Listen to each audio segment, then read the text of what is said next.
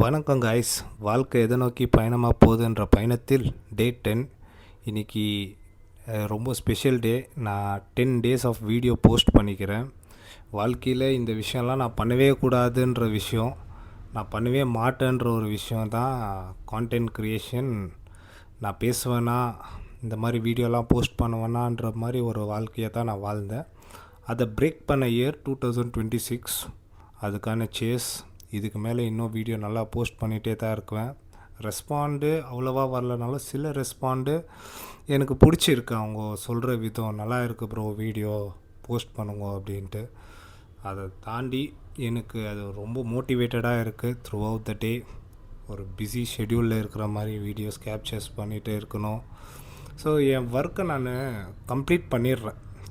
இந்த வீடியோ நான் எப்போது கண்டென்ட் க்ரியேஷன் ஸ்டார்ட் பண்ணணும், என் ஒர்க் அவுட் எதுவுமே ஸ்கிப் ஆகுறதில்ல.